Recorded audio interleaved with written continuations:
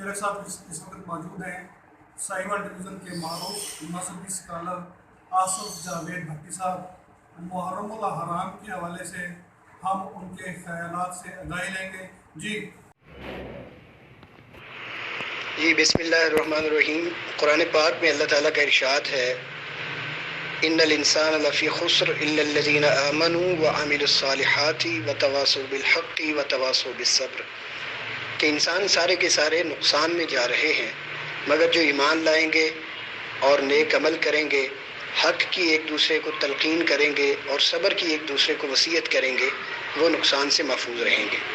سیدنا امام حسین رضی اللہ تعالیٰ عنہ کے واقعہ کربلا میں اور ثانیہ شہادت میں جو ہمارے لیے سب سے بڑا سبق ہے وہ یہ ہے کہ جب آپ کو حق سمجھ آ جائے تو پھر حق پر ڈٹ جانا ہے اور حق کے لیے کسی بڑی سے بڑی قربانی سے بھی دریغ نہیں کرنا ہے۔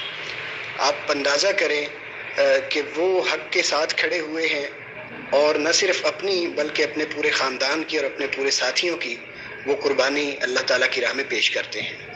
تو حق کے لیے قربانی پیش کرنے کا جذبہ اگر ہمارے اندر پیدا ہو جائے، اس مناسبت سے یہ بڑی اچیومنٹ ہوگی۔ دوسرا جو بڑا سبق ہے اس واقعہ میں وہ ہمارے لیے ہے صبر کا۔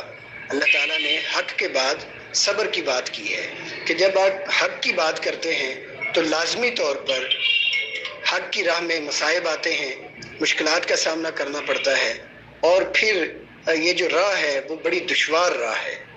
تو جب تک آپ کے پاس صبر نہیں ہوتا، جب تک ایک بڑا حوصلہ نہیں ہوتا، تب تک ممکن نہیں ہے کہ حق کے ساتھ آپ چل سکیں اور حق صحیح معنوں میں ادا کر سکیں۔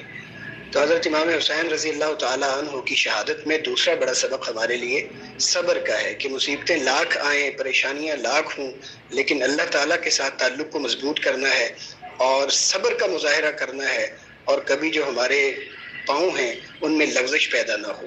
اللہ تعالیٰ سے دعا کرتے ہیں کہ وہ ان دو اسباب کو ہمیں اپنی زندگی میں نافذ اور جاری کرنے کی توفیق عطا فرمائے۔